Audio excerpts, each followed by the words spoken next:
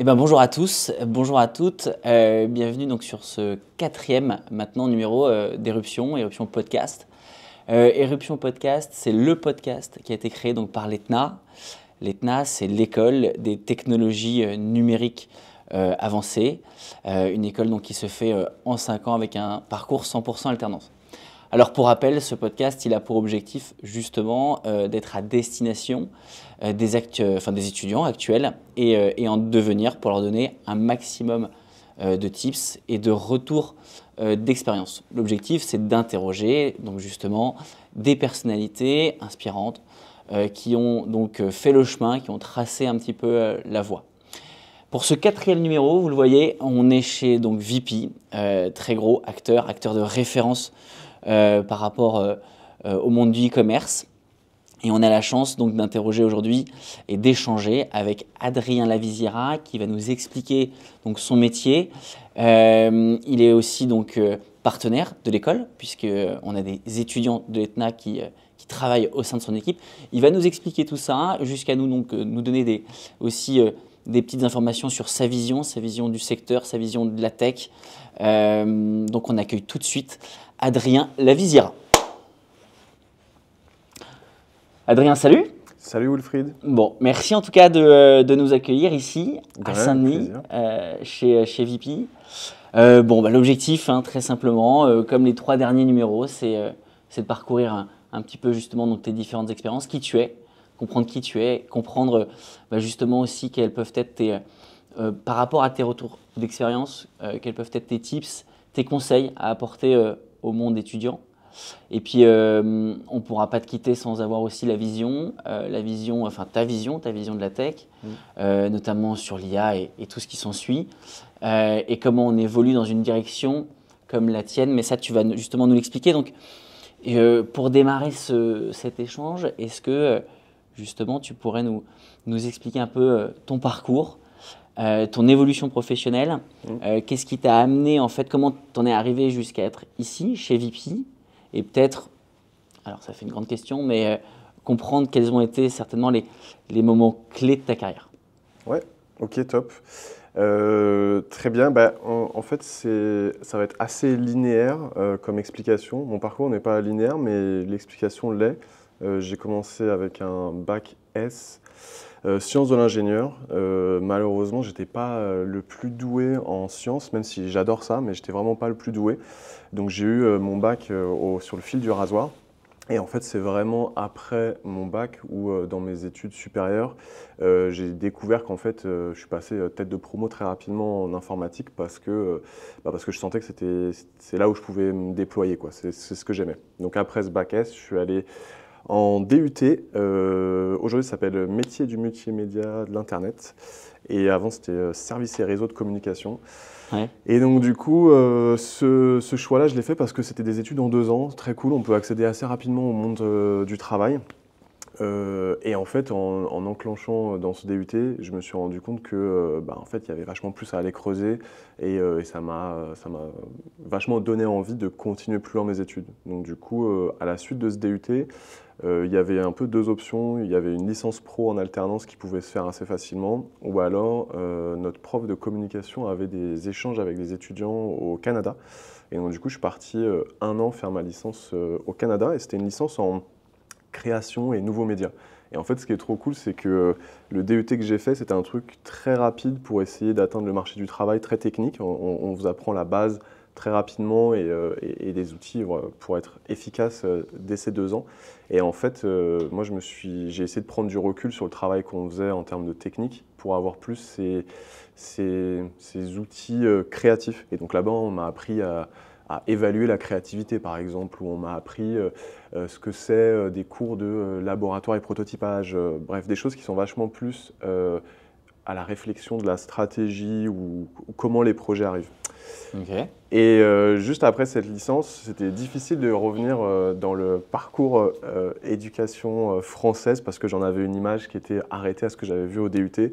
Et en fait, j'ai postulé un peu en envoyant une bouteille à la mer à Gobelin. Donc, c'est une école connus pour la photo et l'illustration, le dessin animé, on va dire. Et ils ont une section design interactif. Et donc du coup, moi, c'est là-bas que je suis allé et ça a été pareil, une super expérience parce que c'était du développement créatif, donc faire de la 3D dans le web, faire des expériences numériques interactives, des installations, ce genre de choses. Et finalement, après ces 2 années-là, bah, j'avais vraiment complété mon cycle, je me sentais suffisamment à l'aise pour me lancer dans le monde du travail. Et donc, Gobelin, c'est déjà quelque chose que j'avais fait en alternance. Ok. Et donc ensuite, pour arriver à VP, là, on va faire un petit straight, on va accélérer un peu sur le parcours. Là, c'était la partie éducation. Et côté pro, ben, en fait, j'avais commencé dans une petite agence de dev pendant l'alternance à Gobelin. Très sympa, des projets plutôt front, des sites événementiels, ce genre de choses. Et ensuite, quand j'ai terminé mon alternance, je suis parti en freelance. J'ai bossé pour des contacts, pour faire de l'application mobile, donc du développement natif Swift à l'époque, ça montait pas mal. Ouais. C'était aussi l'époque où React en 2015-2016 a énormément monté, donc du coup j'ai fait des projets là-dessus. Je suis parti en Suède en faisant du freelance. Ok, donc Canada, Suède. Ouais, c'est ça. On a abandonné le boulot et l'appart avec ma copine qui m'accompagnait. Et on s'est retrouvés en Suède, on a trouvé au final des jobs là-bas et c'est là-bas que j'ai rencontré Fjord. Donc Fjord, c'est un nom qui a l'air très nordique, mais en fait ça a été créé en Angleterre, à Londres, et c'est un studio de service design. Et donc du coup, c'est un studio qui a été racheté par Accenture, cette énorme boîte de consulting dans laquelle moi je m'identifiais pas du tout. En venant d'études un peu créatives, multimédia, etc., c'était pas trop l'image que j'avais de moi en tant que travailleur. Intéressant. Mais super cool parce que tu te retrouves dans un petit studio, mais qui fait partie d'un groupe de 500 000 employés autour du monde. Et en fait, là, ça te donne tout de suite une autre envergure dans tes projets. Comme je disais, la prise de recul sur le fait de développer des projets et d'être développeur et donc d'être tout de suite en train de développer des projets versus être dans un studio de consulting où en fait tu es en train de faire des stratégies à 5 ou 10 ans sur du changement, sur comment la banque va évoluer, sur comment les assurances ou autres clients évoluent. J'ai fait le switch de Stockholm à Paris, toujours en bossant chez Accenture. Je suis revenu dans le studio parisien. Et ensuite, je suis revenu en freelance. J'ai bossé pour le CNES. On a fait une étude c'était vraiment un projet de service design, pareil, sur comment est-ce que les nouveaux satellites qu'ils allaient envoyer en 2025 ou 2026, là, ils doivent être sur le bord des c'était les nouveaux satellites Pléiades. Comment est-ce qu'on peut exploiter la nouvelle résolution d'image qu'ils vont avoir. Et donc, moi, je trouvais que c'était des genres de projets qui étaient super intéressants parce que d'un côté, ça allie la partie technologique et technique sur il faut connaître la partie technique pour pouvoir trouver des bonnes solutions, mais en même temps, il faut être suffisamment créatif et approcher les problèmes de manière candide pour trouver quelque chose de nouveau. Donc voilà, j'ai bossé avec eux pendant un peu moins d'1 an. Et j'ai eu besoin quand même de remettre un petit coup de collier technique parce qu'à force de faire des stratégies, à force de se projeter, en fait, on est un peu hors sol sur la réalité de tous les jours en termes de développement et autres. Ouais. Et donc, ça a été un peu là où je vais raccrocher les wagons avec VP. Mais juste avant, j'étais chez Matters. Donc Matters Tech, c'est une boîte à Paris qui était c'est vraiment... une agence, ça? Ouais, c'est un studio de dev. C'est un studio de dev et en fait, ils accompagnent des intrapreneurs et des entrepreneurs à faire leurs projets. Donc, ils les accompagnent autant sur la partie produit que sur la partie technique et le vrai développement.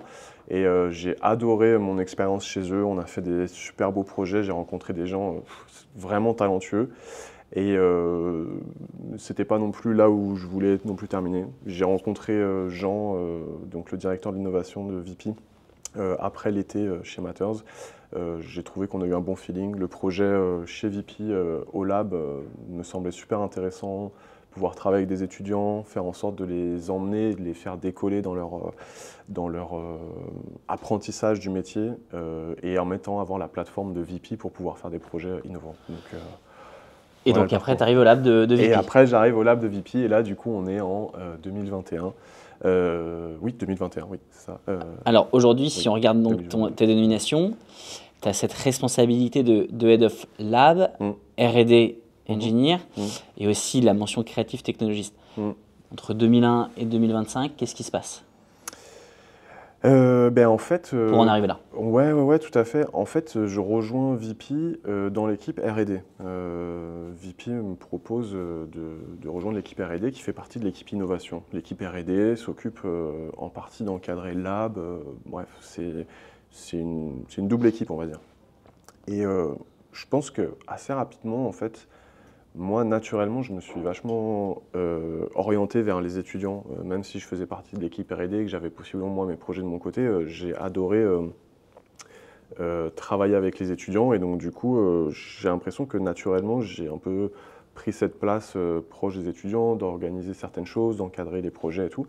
Et donc du coup, au bout d'un moment, l'équipe et aussi Jean m'a proposé, en fait, on aimerait bien avoir quelqu'un qui est vraiment le responsable du lab et prend vraiment cette tâche à temps plein. Est-ce que ça t'intéresserait? Et moi, j'ai dit oui tout de suite, même si le poste n'était pas forcément prêt. Mais je lui ai dit, peut-être que ça serait intéressant que, vu que c'est pas quelque chose qui peut s'activer dès demain, peut-être que je peux faire comme si je l'étais. Et en fait, pendant un certain temps, Ouais. on va tester, on va voir si c'est le cas. Moi, ça me permettait de tester le truc sans m'engager.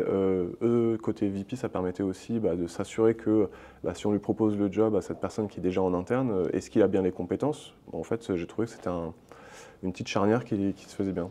Ok, intéressant. On va revenir un petit peu sur quelques éléments de détail justement par rapport à ton parcours, Mhm. derrière qui va nous mener à ta vision et aussi à comment est structurée cette équipe au niveau du lab, de l'innovation, comment ça se passe concrètement et réellement en fait, la recherche et développement Mhm.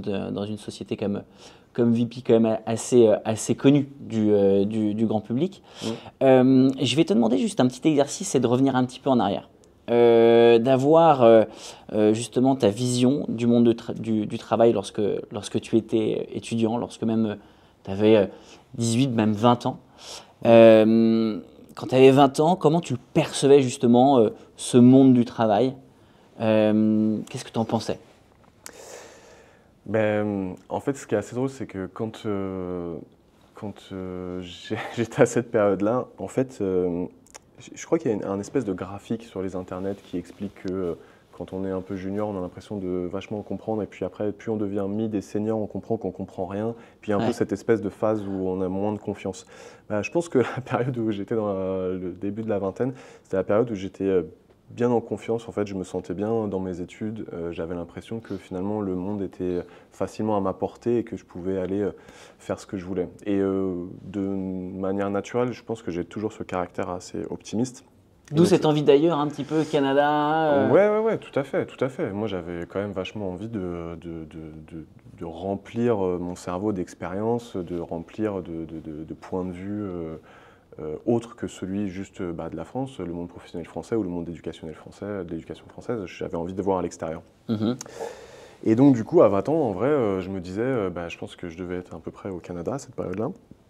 Et donc, du coup, je me disais, mais en fait, je pourrais partir n'importe où. Je peux aller là, je descends à New York rapidement. Je suis quoi? Je suis à 5-6 heures. Je vais toquer à la porte ou je vais sur les internets et je trouve des jobs en freelance et puis let's go. Et puis je dis à mon pote aussi de me rejoindre parce que ça fait longtemps qu'on ne s'est pas vu. Et puis on monte un truc. Enfin bon, tu vois, c'est un Non. peu cette effervescence de je peux faire un peu tout ce que je peux. Et je pense qu'il y a eu des phases à ce moment-là aussi où quand je commençais à découvrir tout un truc que je connaissais pas, j'avais un peu cette anxiété de me dire ah en fait ça se trouve je suis passé à côté et je me rends compte que finalement je connais pas grand-chose quoi. Quand tu es Ouais. confronté à quelque chose de nouveau que tu découvres ou un nouveau domaine et tu dis attends comment ça fait que je l'ai pas vu avant alors que pourtant je me sentais super fort et en capacité et là tout d'un coup j'ai l'impression que je suis revenu au niveau zéro. Donc je pense que ça a été une période un peu entre deux, j'avais vachement envie mais je me disais qu'il y avait des choses aussi que je connaissais pas et que possiblement il fallait continuer à apprendre quoi. C'est pas juste parce que tu es sorti des études que ça Et, alors, s'arrête. et justement, pendant ces études, comment tu l'as Mm. vécu, toi, cette période de recherche, Mm. cette complexité de recherche, Ben, d'alternance ouais, notamment? c'est trop marrant parce que en faisant l'exercice et en préparant le podcast, en essayant de réfléchir à tout ça, j'ai recherché dans ma boîte mail Mhm. les messages que j'avais pu envoyer de demande de stage. Ok, Et c'est marrant parce que, bref, je l'ai imprimé là, c'était trop drôle, mais en gros, le sujet du message, c'est demande de stage pour un étudiant ultra motivé. Ça a été envoyé à 8h20, un 9 mai d'il y a longtemps. Et en fait, quand je revois ça, je me dis, bah, À quoi ça a ressemblé cette période? Cette période, elle a ressemblé, je pense, à moi qui me dis je peux aller toquer à la porte de n'importe qui parce qu'en fait, je suis stagiaire, je suis alternant, je vais peut-être pas leur coûter cher, mais si je leur dis que je suis très motivé, que j'ai envie d'y aller, let's go quoi. Et je pense que c'est pas forcément la clé pour trouver des bons stages ou autres, mais en tout cas, je pense qu'il faut se sentir, et c'est ce que je me sentais, capable d'aller toquer n'importe où, parce que de toute façon, on est au tout début. On est au tout début, donc en fait, les différences sont très, très légères entre les étudiants. Donc voilà, moi j'avais l'impression de pouvoir toquer n'importe où, et si j'étais honnête, franc, et je me présentais en toute transparence, comme quelqu'un de motivé, ça allait le faire, quoi. Tu m'avais pas prévenu, hein, je le dis pour ce mail. C'est hyper intéressant. L'objet, donc déjà, effectivement, on change un petit peu ce cadre assez classique, bon, aujourd'hui Ouais. assez connu, très répandu. Dans le contenu de ton mail, est-ce que tu as, avec du recul, est-ce que tu penses avoir tout fait pour intéresser le plus rapidement possible justement la personne, le recruteur qui allait lire ton mail, ou avec du recul, tu te dis non, c'était plutôt classique, une approche assez Non, je classique? pense que en fait la façon où j'ai eu en tout cas d'approcher, mais je pense que je le ferais encore aujourd'hui si je devais rechercher d'autres jobs ou Intéressant. quoi, c'est que j'ai toujours essayé de rechercher et d'être sûr que ce que j'allais leur dire, ça allait leur attirer l'attention. C'est-à-dire que possiblement, je suis allé regarder, ok, la personne à qui je vais envoyer le mail, en fait, c'est qui cette personne? Est-ce que je peux la trouver sur LinkedIn? Est-ce que je peux voir ses études? Est-ce que je peux essayer de trouver des trucs qui me rattachent à cette personne? Et cette boîte qui s'appelle Clint, qui existe toujours, c'est le CTO de cette boîte était passé par le même DUT que moi. Et donc du coup, le premier truc que je lui dis dans le mail, c'est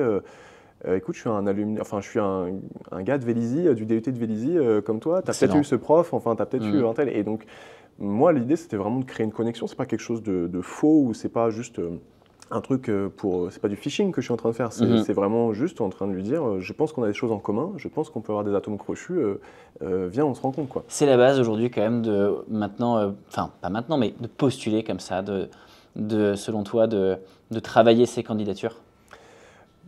Alors, je sais pas si c'est la base. En tout cas, je pense que c'est la bonne approche. Ici au lab, on reçoit, quand on a les candidatures ouvertes, enfin les postes ouverts pour le lab, on reçoit vraiment, c'est vraiment des dizaines de candidatures par jour. Alors, Ok. on a de la chance, on a de la visibilité, c'est super. Et moi et la partie RH, enfin l'équipe RH qui m'accompagne, on regarde tous les CV. C'est-à-dire qu'on est obligé parce qu'on va choisir, on veut choisir des personnes qui nous ressemblent.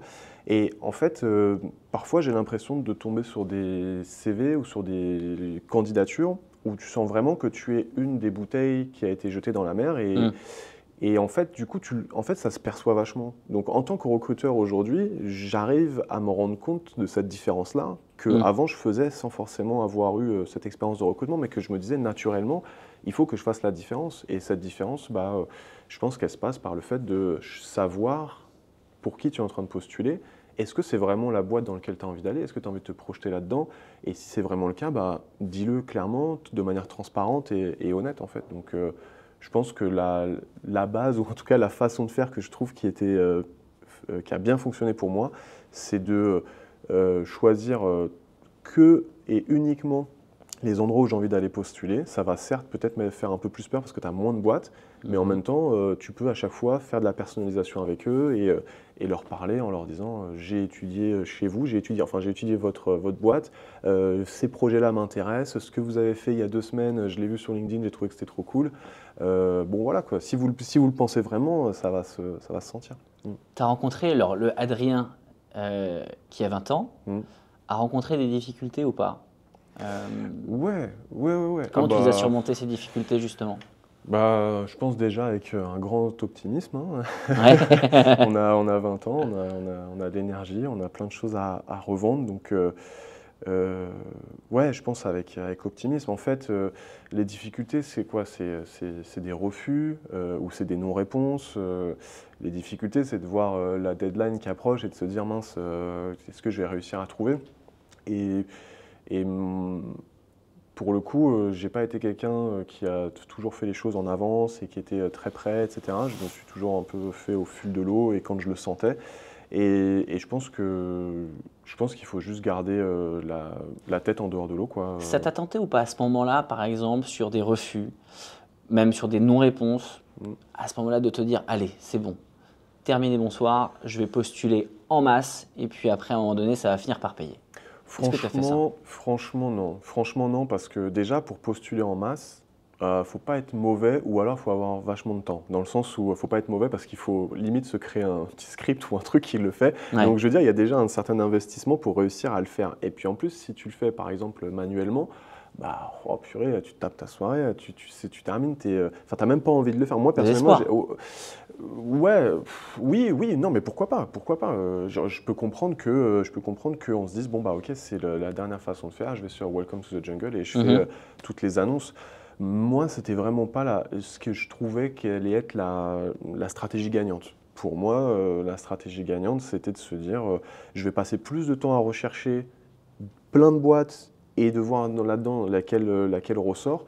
Et les moments où j'ai eu des refus, je me suis autorisé à renvoyer un mail en disant bah, merci d'avoir fait le temps et juste comment je peux faire pour faire mieux, quoi. C'est vous qui m'avez refusé, dites-moi ce qui allait pas. Je le prendrai d'une façon très calme et moi ça va m'aider, quoi. Je pense qu'il faut se le dire, tu as quand même une prise de recul à cet âge-là qui est quand même assez, mature, très bonne. En tout cas, c'est ce que nous, on essaye, enfin non, c'est ce que tous les jours, et même dès l'entrée d'un étudiant au sein de l'ETNA, on lui apprend en tout cas à faire. Aujourd'hui, avec ce recul-là, est-ce qu'il y a quand même des choses que tu ferais différemment? Est-ce qu'il y a des choses peut-être pas que tu regrettes, mais oui, que tu ferais différemment, ouais, pardon. Alors, avec le recul, et donc du coup, avec ce que j'ai pu en apprendre, j'ai compris que c'est l'entreprise qui te choisit en fait. C'est le recruteur qui choisit si oui ou non tu es à la hauteur.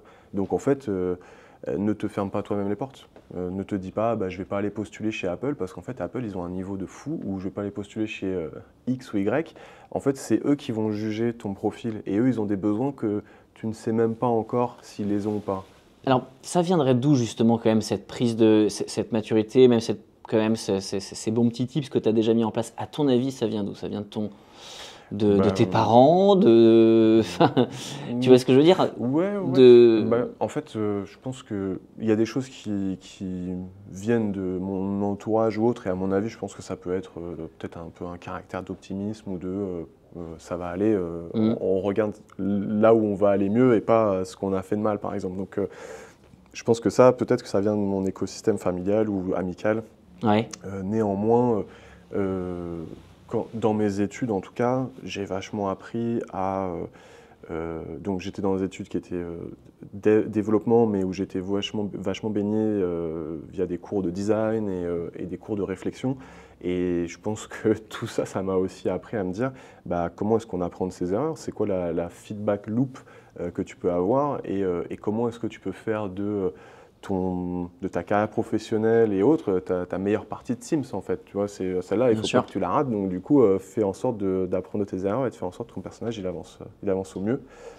Donc pour le recul, moi je pense que c'est vraiment le fait de se dire c'est les entreprises qui te choisissent, donc te ferme pas des portes et voilà, présente le meilleur de toi-même. Et puis finalement, les stagiaires et les alternants qui sont rigoureux, sérieux et qui en veulent, ça court pas non plus les rues en fait, hein. C'est-à-dire qu'il y a beaucoup de gens qui savent pas exactement forcément ce qu'ils veulent et peut-être c'est pas tant qu'ils sont pas rigoureux, sérieux, mais c'est juste qu'ils sont peut-être pas le plus à l'aise dans leur basket au moment de se présenter. Bien et sûr. donc ça inscrit peut-être un doute. Et donc moi je pense que il faut se sentir OK avec soi-même, il n'y a pas de problème, on n'est pas moins bon qu'un autre, on va peut-être être la bonne personne pour cet entretien-là, donc prenons-le avec...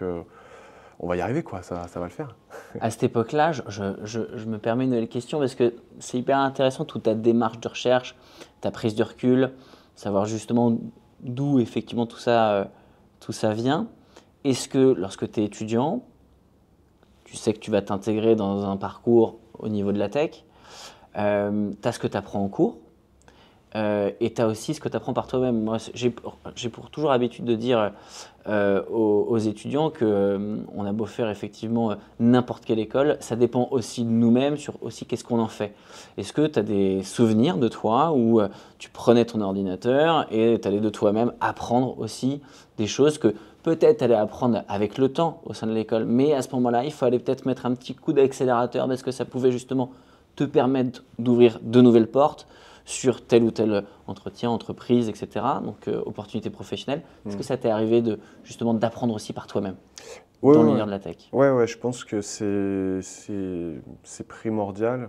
C'est primordial parce que les écoles et la pédagogie, elle a souvent un train de retard par rapport à la réalité, soit du monde professionnel, soit des technologies. Il y a comme un espèce de délai, c'est normal. Il faut créer le contenu pédagogique entre le moment où on a compris qu'il y avait des choses nouvelles. Donc il y a toujours un délai. Et du coup, nous, on le ressentait dès le DUT, vis-à-vis quand il y avait des intervenants extérieurs qui venaient. On sentait qu'ils étaient comme un peu plus frais que Ouais, les autres profs, et rien de négatif, hein, mais ce que je voulais dire, c'est ouais, je qu'on vois ce que tu veux sentait dire. qu'ils parlaient de choses qui étaient peut-être un peu plus récentes, etc. Et donc, on nous a assez rapidement appris à faire de la veille, et donc ça peut paraître être un peu euh, relou, ou bref. En fait, c'est super important de faire cette veille. Et je pense que l'un des premiers moments où j'ai compris ce truc-là, c'est qu'en DUT, j'étais pas forcément l'élève le plus scolaire. Hum. Ça veut dire que je prenais pas tout le temps les notes sur c'était quoi les devoirs ou autre.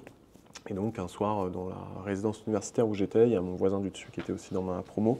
Et un soir, on s'est dit, on va créer un cahier de texte, mais sur les internets, quoi, un peu en PHP, un projet pour qu'en fait les autres qui sont bons à l'école écrivent les devoirs et que nous, on puisse les avoir derrière, quoi. Excellent. Et donc du coup, ça s'appelait le cahier de texte. Et je pense qu'il a été utilisé pendant un semestre. Alors pour nous, c'était notre plus grande fierté. On sortait du bac et on avait fait ça. Et je pense que ça nous a énormément appris. Ça nous a énormément appris parce que c'est un peu comme faire ses recherches de son côté ou faire de la veille.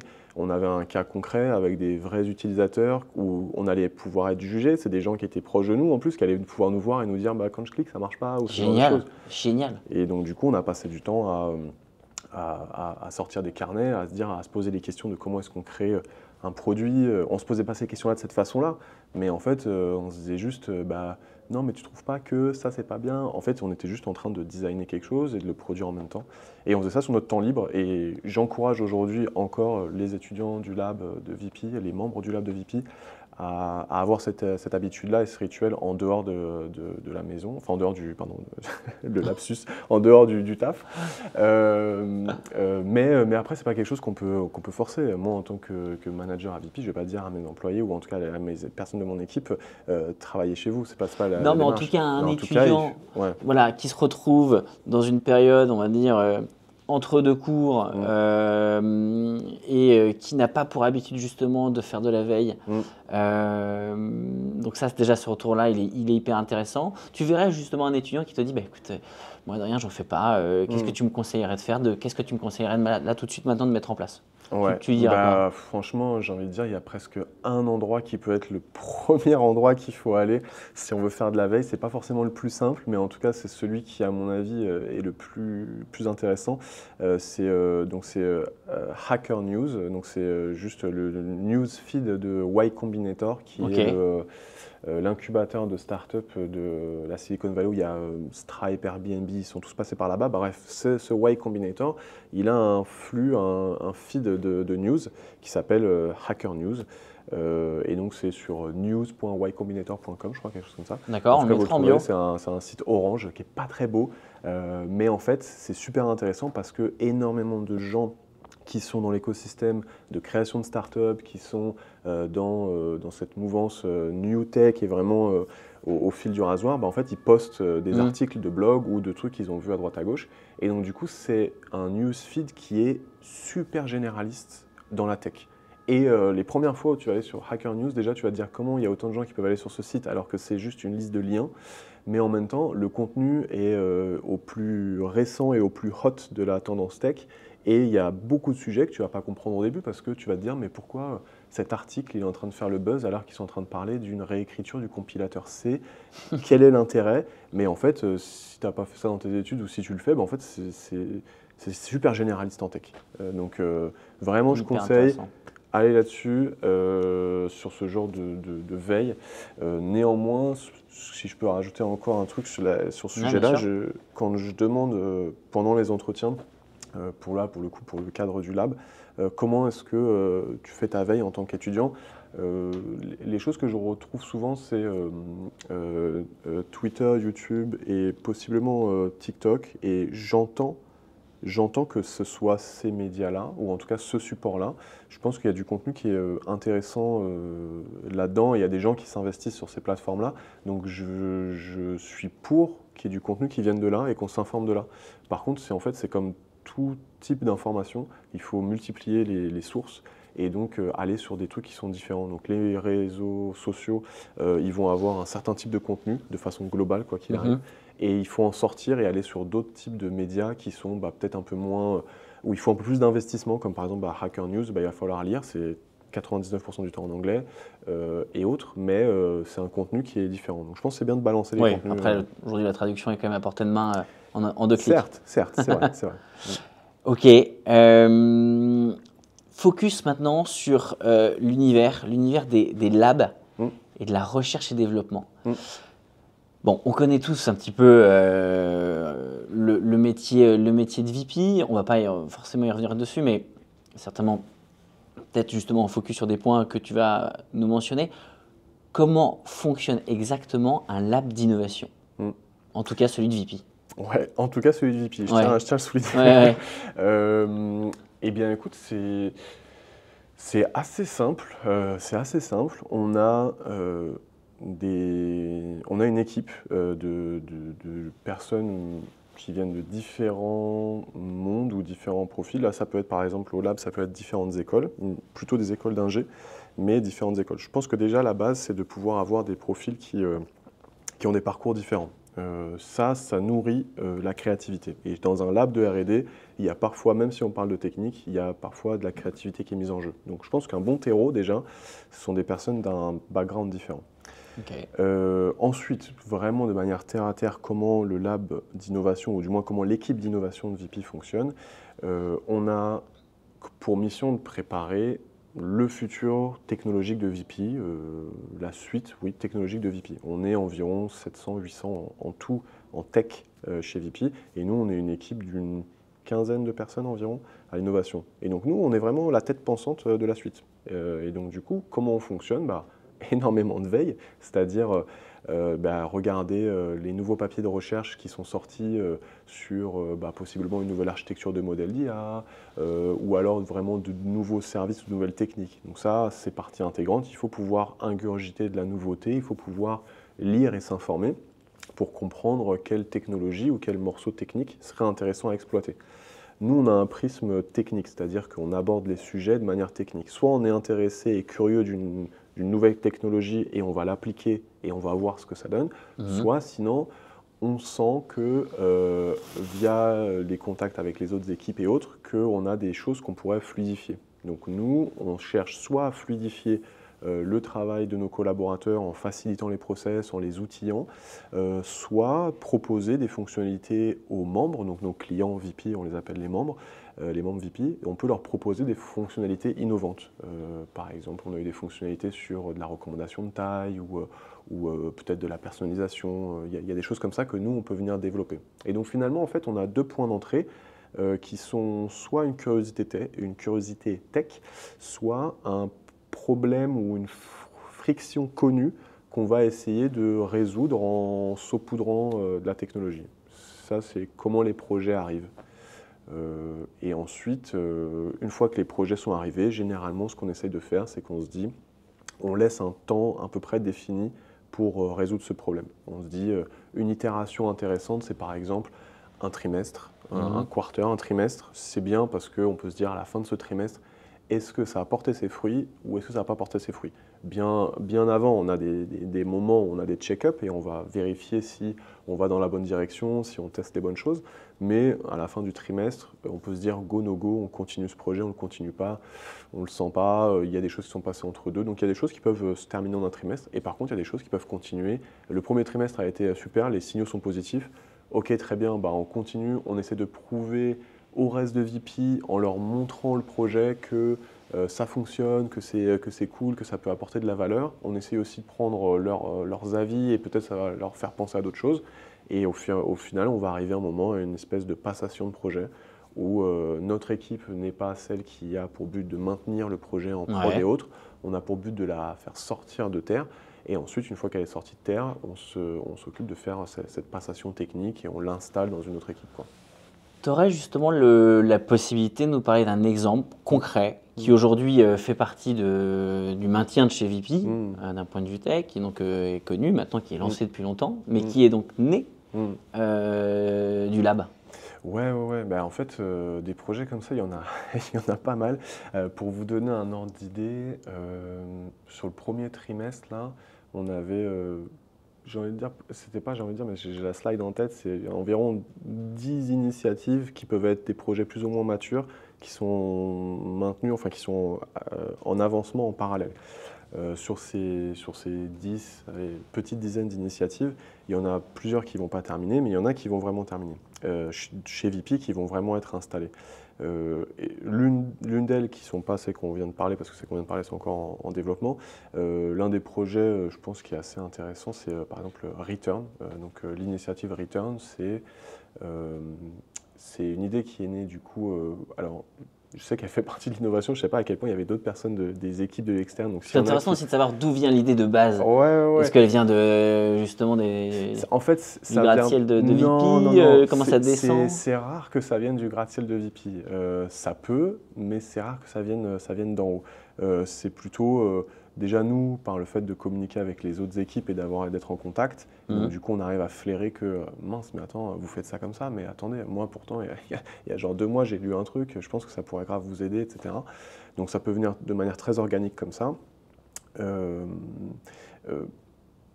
Autrement, le projet par exemple Return dont je mentionnais juste avant, la genèse, j'y étais pas, donc j'ai pas exactement l'ensemble des participants qui ont pu être à cette initiative. Néanmoins, je sais que l'innovation avait un gros pied dedans et l'idée c'est qu'en fait on s'était demandé comment pouvoir traiter des retours clients de façon peut-être un peu plus optimisée, parce qu'un retour client, nous on a je ne sais pas combien de millions de colis qu'on envoie tous les ans. Il y en a un certain nombre qui reviennent pour des raisons X et Y, ça peut être des problèmes de taille, ou alors je me suis trompé d'article, ou finalement je ne le veux pas. Et donc quand ces colis reviennent, il y a quand même un temps de process qui est assez long, parce que en fait on reprend le colis, on le réouvre, on le restocke, ensuite après il faut peut-être le redescendre des stocks parce que finalement il a été réacheté, etc. Bref, c'est un process qui est assez long. Et l'idée c'était de se dire comment est-ce qu'on peut faire pour essayer de réduire ce temps de passage, réduire toutes ces actions qu'on doit faire pour envoyer le produit, en fait le reprendre, le restocker, etc. Et donc finalement l'idée a été proposée de avoir une plateforme de revente à partir du moment où le retour est proposé. Donc je suis un membre VP, j'ai acheté mes nouvelles sneakers, je les adore, je les reçois, je les essaye et finalement pour une raison ou pour une autre mon pied il ne fonctionne pas dedans, c'est pas adapté. Je vais les renvoyer et on a l'option en fait de pouvoir, à partir du moment où le renvoi est fait, de pouvoir mettre en vente ce produit sur une page, la page qui s'appelle, c'est la page de Return. Ouais, et donc clair. du coup ils sont encore plus démarqués, ces produits-là. Ils ont une démarque supplémentaire que l'achat de base, donc qui peut être intéressant du coup pour d'autres clients. Et ce qui est très bien, c'est que ça se trouve, pendant le transit, cet article a été réacheté par une autre personne. Et donc du coup, on n'a pas besoin de le restocker. Juste, il fait un demi-tour à l'entrepôt logistique et il repart. Et donc ça, c'est des avantages, enfin des coûts qui sont réduits. Et c'est une plateforme qui, pour le coup, a été pendant un temps maintenue chez nous et qui maintenant n'est plus du tout dans les mains de l'innovation et qui est un business en tant que tel chez VP, quoi. Toujours dans ce thème-là, est-ce qu'aujourd'hui, avec l'impact de l'innovation dû aux nouvelles technologies, dû notamment à l'IA qui ne cesse de progresser, est-ce qu'il y a des tendances qui font que maintenant vous prévoyez un petit peu l'avenir, ou vous essayez de prévoir un peu l'avenir, de construire l'avenir à plusieurs années, plusieurs dizaines d'années pour VP, ou vous restez très terre à terre encore? En fait, ça dépend des projets, ça dépend de ce qu'on se trouve. Il y a des choses qu'on sait qui ne vont pas être appliquées tout de suite, mais qu'on garde à l'œil. bon, bah, il y a eu du métaverse il y a quelques temps. C'est pas forcément ce qu'on va faire maintenant. Néanmoins, on l'a étudié à cette époque-là. On a compris c'était quoi les acteurs qui étaient sur le moment là-dessus. On a même bossé avec certains de ces acteurs pour d'autres projets, mais qui étaient intéressants en 3D. Donc, du coup, en fait, que ça arrive tout de suite, que ça arrive plus tard, on regarde toujours. Néanmoins, les projets, vraiment, ils ont pour but d'atterrir, quoi. C'est-à-dire qu'ils vont atterrir dans l'année ou dans les 2 années à venir. C'est quelque chose qui va arriver. Selon la complexité du projet, ça va arriver. Et donc, est-ce que les changements de l'IA, là, en ce moment, ont eu ou ont bouleversé plus de choses qu'avant? Moi, je pense pas. Je pense vraiment que la démarche, c'est la même, hein. C'est vraiment la même chose. Alors certes, il y a beaucoup d'émulsions vis-à-vis de la Gen AI, et il y a beaucoup de choses qui se passent, et nous, on étudie, on refait pas mal de recherches dedans, mais pour le coup, on fonctionne de la même façon en tout cas, Ok. et on cherche à faire atterrir des projets, que tous les ans, il y ait des projets qui atterrissent, quoi. Tu m'as parlé justement de l'organisation en tant que telle, ou en tout cas de comment vous travaillez au sein du lab. Aujourd'hui, le lab de VP, pour bien comprendre, c'est combien de personnes? Le lab, on a une capacité de 10 étudiants, et ensuite on a l'équipe R&D. Ouais, Et donc du coup, ça nous donne, je pense qu'on doit être, ouais, 15-16. d'accord. J'ai un doute parce qu'en fait, j'ai jamais vraiment compté vu que les alternants sont là et pas là. J'ai jamais le chiffre en tête. Alors, Mais concrètement, c'est une quinzaine de personnes. comment ça fonctionne exactement? Mm. Donc, on part côté Labino et après, il y a un déroulement qui se fait côté R&D. Les deux sont. Comment se On lient les deux là? fonctionne vraiment comme une seule équipe. C'est-à-dire que, ok, les membres du lab, étant donné que ce sont des jeunes ingénieurs qui sont encore en études, bah, en fait, c'est sûr qu'ils n'ont pas le background et l'expérience des personnes qui sont en R&D, qui sont Mm. plutôt des personnes qui sont plutôt seniors, quoi, vraiment qui ont 5, 6, 7 ans, voilà, d'expérience déjà. Et en fait, il faut se dire que l'équipe R&D, elle vient travailler sur les mêmes projets que le lab. Ok. C'est juste que, bah, en fait, on a la chance de pouvoir guider et accompagner ces jeunes ingés avec des gens qui ont plus d'expérience. Mais les problématiques qu'ils résolvent sont les mêmes, elles sont communes en fait. Vraiment, on partage tous les projets ensemble. Quels métiers sont représentés? Mm. On a quoi? Franchement, majoritairement du développeur, hein. Ok. Non, vraiment, vraiment, en fait, on a des spécialités dans le développement. On a, par exemple, Amine qui est doctorant en machine learning. On a Constantine qui est à Barcelone, qui est vraiment plus spécialisé dans du front. Ça va être vraiment son expertise. On a Florian qui est à Melun, qui est plutôt sur des projets back. En ce moment, il est sur du Rust et du Go, donc il va pas mal là-dessus. Et puis, bah, l'ensemble des... alors, il y a peut-être quelqu'un que j'ai mentionné peut-être un peu trop rapidement, c'est Mehdi. C'est quelqu'un qui a plutôt une casquette business. Il a en fait fait des études dans le commerce. Et aujourd'hui, c'est quelqu'un qui est clé dans l'équipe innovation. Je me demande comment c'est que je ne l'ai pas mentionné avant, pardon Mehdi. Il va vachement nous accompagner pour cadrer les projets et justement pour essayer de sortir de ce tech for tech. Ok. Et lui, il va le ramener à terre. Il va nous dire, bon les gars, c'est super ce que vous avez fait, mais je ne comprends pas l'intérêt. Traduis-le-moi, montre-moi par A plus B, fais-moi un démonstrateur. Et comme ça, lui, il peut aussi embarquer d'autres équipes et faire aussi la traduction ensemble. Donc, Aux différentes directions métiers, de VP. par exemple, Par ouais, exemple. par exemple. Il va aussi avoir vachement le flair en parlant à d'autres équipes ou en regardant l'écosystème extérieur, des startups et autres, de pouvoir me dire, Adrien, viens, j'ai un call, il faudrait qu'on rencontre un tel et un tel, on met en plus quelqu'un de l'équipe VP et ça peut être des acteurs de l'extérieur et on essaye de voir qu'est-ce qu'on peut faire. On a étudié par exemple un jour, Mehdi m'appelle, il me dit, viens, je suis avec cette startup de Station F qui fait du paiement à la voix et il y a en même temps le directeur innovation, je ne sais plus exactement qui c'était, de Visa et autres. Et bref, en gros, il met les acteurs qu'il faut ensemble pour que le projet avance. Donc voilà. Quel prérequis il faudrait avoir aujourd'hui pour être chez VP, ou en tout cas, ma question, je la réaxe, mais vous avez fait des partis pris sur les aspects tech en tant que tel. Je parle de stack, etc. Ouais. Alors, VP.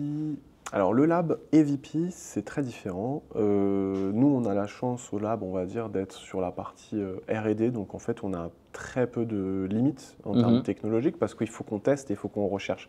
Donc on est obligé, si c'est X ou Y tech, de la choisir et de l'utiliser. Et la plupart du temps, enfin ça arrive très souvent qu'il y ait très peu de docs ou de choses, donc c'est un peu compliqué à bosser. Mais ça fait partie du taf. Concernant le reste de VP, il y a des choix technologiques qui sont faits afin de pérenniser ces choix dans le temps. Donc en fait, j'ai envie de dire que c'était l'ancien CTO Julien qui en parlait, qui m'avait dit ça, je me souviens à un moment, qui m'avait dit on a beaucoup de C# et de .NET chez VP, c'est peut-être un peu boring, mais en fait c'est quelque chose qui est safe et qui fonctionne bien, et moi en tant que CTO j'ai besoin d'avoir quelque chose qui fonctionne bien et qui est pérenne. Donc ça c'est ce que lui il racontait.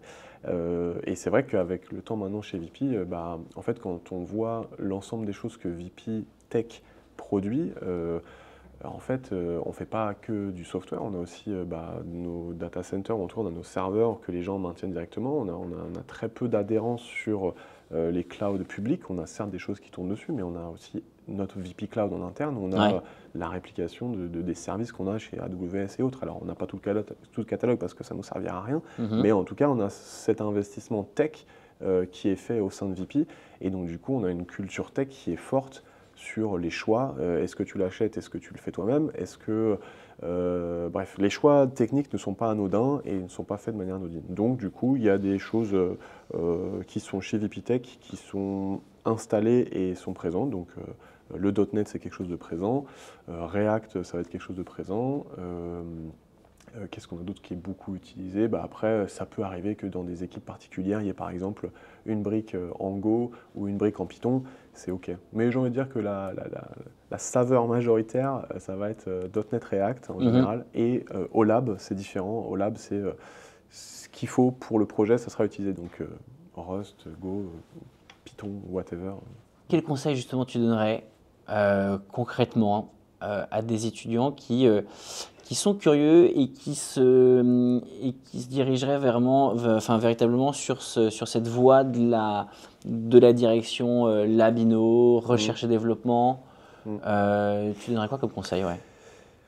C'est un peu particulier l'innovation et la R&D, alors pas forcément que à VP, dans mes anciennes expériences j'ai pu le ressentir aussi, c'est que je pense que c'est des équipes qui demandent à être généralistes, c'est des équipes qui demandent au contraire de certains jobs où on va plutôt chercher l'expertise, on va dire moi je veux devenir par exemple tech lead en React ou autre technologie, ou langage ou framework, ils vont chercher l'expertise et ils vont du coup se centraliser sur ces technos-là. Dans les équipes d'innovation de R&D, je pense qu'il y a vraiment l'idée de se dire « Ok, j'ai un bagage et j'ai des connaissances, je sais que je peux me dépatouiller, je sais que je peux faire des choses. Néanmoins, je pense que l'impact le plus intéressant, c'est l'ouverture d'esprit, la curiosité et la veille, quoi. Vraiment avoir envie d'apprendre et avoir envie de présenter. Il y a beaucoup de partage qui se fait. Nous, j'allais dire, on est obligé. Non, on n'est pas obligé, mais tous les mercredis après-midi, on se fait une séance de InnoX. Donc, on va fièrement pomper des TEDx Talks là. Et l'idée, c'est un peu ça, c'est de se dire qu'il faut engager nos équipes à faire de la veille, à inspirer les autres, parce que une innovation, c'est pas une innovation tant qu'elle n'est pas adoptée par tes utilisateurs finaux. Et si ces utilisateurs finaux, tu ne les as pas embarqués dans ta vision et tu ne les as pas inspirés sur ce que ça va leur apporter, ça ne fonctionne pas. Donc du coup, le conseil, c'est si vous êtes intéressé par les équipes d'innovation ou de R&D, solidifier ce que vous connaissez déjà pour être sûr que c'est des bons acquis, et surtout aborder le sujet avec une grande curiosité et une envie d'apprendre, quoi. Question un peu cas justement, parce que on va pas se le cacher, on s'est vu il y a quelques semaines maintenant, dans le cadre justement d'un recrutement, d'un objectif de recrutement. Tu m'avais dit, j'ai un objectif de recruter une personne, un alternant sur la partie développement. Finalement, tu en as recruté 2. Tu as rencontré plusieurs étudiants. Qu'est-ce qui a fait la différence? Alors, tu m'aurais posé cette question-là sur des recrutements précédents, l'année dernière ou l'année d'avant, je t'aurais peut-être pas répondu ce que je te réponds. Et en fait, j'apporte vachement d'importance déjà au contact qu'on a ensemble. C'est-à-dire que, ok, on est dans un univers technique, on est VP Lab, je sais pas quoi, etc. Mais la réalité, c'est qu'au final, chaque jour, on va se lever et il y a 2 humains qui vont bosser ensemble. Et ces 2 humains, ça pourrait être cool que en fait, ça soit fluide et que ça fonctionne bien. 5 jours sur 7, c'est énorme. Voilà, c'est ça. Et donc, du coup, il y a une part super importante que je pense que je négligeais avant, que je ne faisais pas attention, mais c'est à quel point on se sent bien avec la personne qui est en face. Donc, c'est un peu frustrant parce que c'est quelque chose qui est très subjectif, mais je pense qu'on peut tous trouver des gens avec qui on s'entend bien. Ouais, donc, pas du tant que coup, ça, voilà, on peut choisir comme ça. Néanmoins, c'est vrai que pendant les entretiens, notamment qu'on avait fait à l'ETNA ensemble, il y a des critères où nous, on va se dire, c'est un bon terreau d'apprentissage. Ouais. En fait, moi, la promesse que je fais aux étudiants, c'est de dire, si tu viens au lab de VP, tu vas possiblement en ressortir bien plus avancé que si tu faisais ton alternance dans une autre boîte. Alors, désolé, les autres boîtes, je crois aussi en vous et je sais que vous êtes très bons aussi, mais c'est ma façon de le dire. Pourquoi ? Parce que c'est ma façon de m'engager avec eux. C'est la façon de dire que je suis en train de mettre un engagement sur la table, c'est que je suis en train de te dire que je vais m'investir dans ton apprentissage. Et donc, le retour que moi j'ai envie d'avoir en face, c'est quelqu'un qui a compris ce message et qui me dit, bah, je suis pour m'investir dans cet apprentissage et c'est pas juste je vais être dans une entreprise et je suis plus à l'école, c'est que même à l'entreprise en fait je vais pouvoir continuer à grandir et je vais être en position de recevoir ce que toi tu vas vouloir nous partager ou être en position d'être acteur de mon apprentissage. Donc après on passe forcément sur les questions techniques et on essaie de comprendre si les bases sont là, présentes pour pouvoir faire grandir les plantes à l'intérieur. Mais le principal pour moi dans le cadre du lab de VP, c'est d'accueillir des gens qui ont envie de continuer à grandir et qui vont s'accrocher au train parce que le train on va le faire avancer assez vite. On a la chance d'avoir un bac à sable chez VP de complexité tech et de sujets à résoudre qu'on peut fournir ce qu'il faut pour les faire évoluer, quoi. Tu le vois comment, l'avenir de ton métier ? Bah, de Head of Lab à VP, je ne sais pas, mais en tout cas, la question du développeur aujourd'hui ou de la partie technique aujourd'hui, software engineer, tout ça, c'est vachement bouleversé. Il y a beaucoup de questions qui se posent. Ton métier est la tech en général, hein. Je vais faire une question très globale. En commençant par quelque chose qui est proche, donc la partie développement, le fait d'avoir ces outils de GenAI qui sont arrivés, nous on l'a vu très vite, je ne sais plus si c'était fin 2022 ou fin 2023, je ne sais plus, mais en gros il y avait un tool qui pouvait se faire tourner dans le terminal qui s'appelait UFG, je crois, quelque chose comme ça, c'était un des prémices des choses qui pouvaient générer du code. Et quand on a vu que nos tests techniques ils étaient résolus directement par ce truc-là, on s'est dit ok, il y a des shifts qu'on a besoin de faire. Et donc en fait, il y a eu des signaux un peu faibles comme ça au démarrage qui nous faisaient comprendre que il va falloir revoir certains process, il va falloir revoir comment on évalue les étudiants ou même juste des candidats à random. Et si on prend un peu plus de recul, aujourd'hui avec 2-3 ans d'outils génératifs, c'est sûr qu'on n'approche pas les problèmes de la même façon en tant que développeur et le métier de développeur, il va évoluer et il change vachement. Nous, au sein de VP, on a environ 700 techs. On voit comment les choses changent et on est un peu spectateur en même temps d'être des gens qui vont essayer d'induire ou d'orienter l'évolution à l'échelle de VP. Ce que je vois, c'est que je pense que le code en lui-même, écrire du code en lui-même, je pense qu'il n'a plus la même valeur qu'il pouvait avoir avant. C'est-à-dire que comment on fait quand on peut itérer sur un projet complet en le recommençant from scratch 4 fois dans la même soirée. En fait, aujourd'hui, on peut faire ça. Il y a pas mal d'années où il y a quelques années, ça aurait pris plusieurs semaines de faire ces itérations. Donc pour moi, l'évolution, il faut pas être, je mentionnais ça quelques fois sur l'IA quand on en parlait chez VP, mais il ne faut pas être le comptable qui n'a pas voulu prendre Excel dans ses outils quand Excel est arrivé. Les raisons étaient sûrement bonnes. Il y a plein d'avantages, à mon avis, à travailler sur d'autres outils que Excel, ne serait-ce que pour les yeux, par exemple. Mais je pense qu'il ne faut pas faire ça parce que en fait, la vague, on voit on peut pas l'éviter. C'est des outils qui sont présents et que tout le monde prend en main. Et donc, finalement, la question, c'est plutôt comment est-ce que j'évolue avec et comment est-ce que je peux me présenter avec, comment je l'exploite, comment je l'utilise au mieux, en fait, comment est-ce que je peux l'exploiter au mieux. Ouais. Tu l'utilises tous les jours, toi, l'IA ?